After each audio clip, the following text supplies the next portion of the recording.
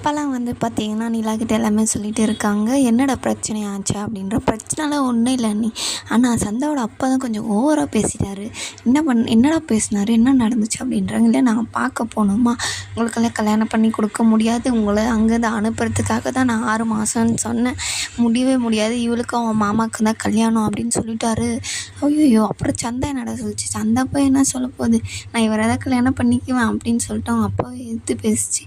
அதுக்கப்புறம் அவர் அங்கேருந்து கூட்டிகிட்டு போயிட்டார். நாங்களும் கிளம்பி வந்துட்டோம். அண்ணன் யார்கிட்டையும் சொல்லக்கூடாதுன்னு சொல்லிச்சு. நான் உங்ககிட்ட எல்லார்கிட்டையும் நான் சொன்னதுன்னு அண்ணங்கிட்ட சொல்லிடாதீங்க, ஓகேவா அப்படின்னு சொல்லிட்டு அவர் வந்து எங்கடா அல்லவா பாண்டி வாங்கடா சாப்பிடுவீங்க அப்படின்னு சொல்லிட்டு அவர் உள்ள கூவிட்டு இருப்பார். இவங்க எல்லோரும் போவாங்க. அதுக்கப்புறம் பாண்டி வந்து சொல்கிறாங்க, ஒரு பொண்ணு ஸ்ட்ராங்காக இருந்துச்சுன்னா எல்லாமே பண்ண முடியுங்க, பண்ணலாம், என்ன நீங்கள் என்ன சொல்கிற மாதிரி இருக்கே அப்படின்னு சொல்லிட்டு நிலா வந்து சொல்லுவாங்க. உங்களெல்லாம் ஒன்றும் சொல்லிடுங்க, பொண்ணு ஸ்ட்ராங்காக இருந்துச்சுன்னா நான் போய் தூக்கின்னு வந்துடுவேன் அவ்வளோதான் அப்படின்ற மாதிரி பேசிகிட்டு இருப்பாங்க. அதுக்கப்புறம் பார்த்திங்கன்னா சோழன் வந்து அவங்க மாமனார் கூட போவார் இல்லையா, அங்கே வந்து இந்த மாதிரி என் பொண்ணுக்கு ஒரு டிவி கூட வாங்கி கொடுக்க முடியாத நிலமையில நீங்கள் இருக்கீங்களா, என் பொண்ணு எந்த நிலமையில இருந்துன்னு வந்துச்சு எல்லாமே நீங்கள் பார்த்து தானே இருந்தீங்க, ஒரு டிவிக்கு பட்ஜெட் போட்டு வாங்குற அளவுக்கு என் பொண்ணு இதாகிட்டா, இல்லை இதெல்லாம் உங்களுக்கு யார் சொன்னது, உங்கள் அப்பா தான் சொன்னார் அப்படின்னு எல்லாத்தையுமே சொல்லிட்டாரா அப்படின்னு சொல்லிட்டு சோழன் வந்து அங்கே அவர் உள்ளுக்குள்ளே இது பண்ணிட்டு இருப்பார். என் பொண்ணுக்கு ஒரு எல்லாமே வாங்கி போடுறேன்னு சொன்னேன், ஆனால் நானே எல்லாத்தையும் பார்த்துக்கிறேன், நான் தானே இதெல்லாம் பண்ணேன் அப்படின்ற மாதிரி பொண்ணும் பேசுகிறா அப்படின்னு அவங்க அப்பா வந்து சொல்கிறாங்க.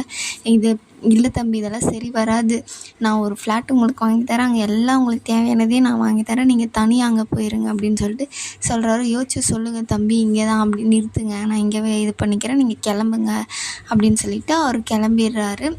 அப்பாலாம் வந்து ஃபோன் நோண்டிகிட்டே இருப்பாங்க. அவங்க அண்ணன் எப்போ பார்த்தாலும் இதவே பண்ணிட்டு இருக்கே, என்னடா நீ படித்து முடிச்சுட்டு இப்படி தான் இருக்க போறியா அப்படின்னா, அப்படிலாம் இல்லை, நான் கவர்மெண்ட் வேலைக்கு போகிறேன், கவர்மெண்ட்டு என் ஃப்ரெண்டு ஒன்று சொல்லியிருக்கான், கோச்சிங்கெல்லாம் போகிறான், அங்கேயும் என்னை சேர்த்து விட்டுருங்க, நான் அங்கேயே போகிறேன் அப்படின்றாங்க.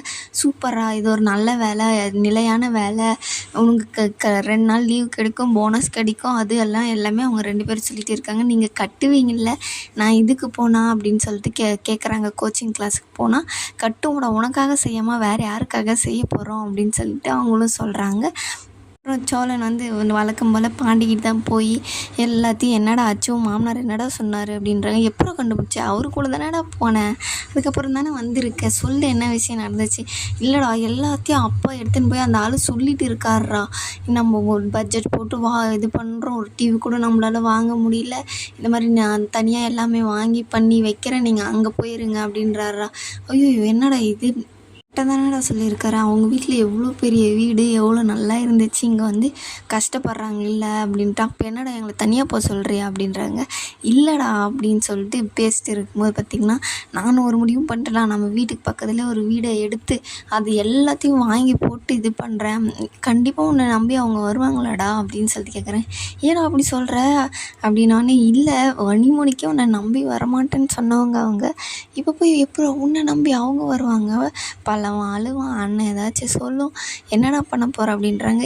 பக்கம் தானடா போகிறேன், அவங்க கண்டிப்பாக வருவாங்க அப்படின்னு சொல்லிட்டு சொல்கிறாங்க. என் மாமனாருக்கு சவால் விடணும்டா, இதெல்லாம் வாங்கி போட்டு நான் பால் காசுறதுக்கு அவங்கள நான் கூப்பிடல, அப்புறம் நடக்குது பாடுறா, இதெல்லாம் நடக்கும் அப்படின்றாங்க. சரிடா, நல்லது தான் இதெல்லாம் நடந்தா அப்படின்னு சொல்லிட்டு பாண்டியனும் சரி வாடா டீ குடிக்க போவோம் அப்படின்னு சொல்லிட்டு அவங்களும் கூட்டிகிட்டு போயிடுறாங்க. ஒரு சந்தா வந்து சேரனாக்கு ஃபோன் பண்ணோம், இந்த மாதிரி எனக்கு ரொம்ப பயமாக இருக்குது, நாங்கள் போகிற வழியில் ஒரு இடத்துல நின்றுருக்கோம், இதுக்கப்புறம் என்னை பீகாருக்கு கொண்டு போயிட்டாங்கன்னா ரொம்ப கஷ்டம் அப்படின்றாங்க. உன்னை 6 மாதம் கல்யாணம் பண்ணக்கூடாதுன்னு சொல்லியிருக்காங்கல்ல, கண்டிப்பாக எனக்கு பண்ணலைனாலும் பரவாயில்ல, உன்னை நான் விட்டுறவே மாட்டேன், இந்த டைமு நான் விடவே மாட்டேன், எப்படியாச்சும் உனக்கு கல்யாணம் பண்ணிப்பேன் அப்படின்னு சொல்லிட்டு அவங்களும் சொல்கிறாரு. இல்லை அப்பா அவங்களாம் முடியாது அப்படின்றாங்க. கண்டிப்பாக இது நடக்கும் அப்படின்னு சொல்லிட்டு அவங்களுக்கு ஆறுதல் சொல்கிறாங்க. உடனே அவங்க அப்பா வந்துடுவாங்க. ஐயோ நான் அப்பா வராருன்னு சொல்லிட்டு வச்சுட்டு அவங்களும் அங்கேருந்து போயிடுவாங்க. அதுக்கப்புறம் பார்த்திங்கன்னா நம்ம வானதி வந்து வருது, ஏன் ரொம்ப டயர்டாக வரும், வந்தவொடனே தண்ணி குடிப்போம், என்ன பெட்ரோல் வாசனை வருது, பெட்ரோல் கேனில் எதனா வாங்கிட்டீங்களா, இல்லை நல்ல கேனு தான், உண்மையிலேயும் பெட்ரோல் வாசனை வருது, கடையிலையும் வருது, இந்த தண்ணியிலே வர ஆரம்பிச்சிருச்சா அப்படின்றாங்க. இப்போ உனக்கு என்ன சாப்பிட போகலாம் அப்படின்னு சொல்லிட்டு ஒரு 10 நிமிஷம் வேலை தான் முடிஞ்சிடும், நம்ம போகலாம் இரு அப்படின்றாங்க. அதுக்கப்புறம் யோசிச்சுட்டே இருப்பாங்க. என்ன யோசிக்கிற அப்படின்னு சொல்லிட்டு பாண்டியன் கேட்கும்போது, நான் அவசரப்பட்டு பிஸ்னஸ் ஸ்டார்ட் பண்ணிட்டேனோ அப்படின்னு சொல்லிட்டு சொல்லுவாங்க. ஷாக் ஆகி பாண்டியன் செல்லு பார்ப்பாரு. அடி பாவி இவ்வளோ பண்ணிவிட்டு இப்போ வந்து இதை சொல்கிறியே அப்படின்னு சொல்லிட்டு மறக்காமல் ஒரே ஒரு சப்ஸ்கிரைப் மட்டும் பண்ணிவிட்டு பாருங்கள்.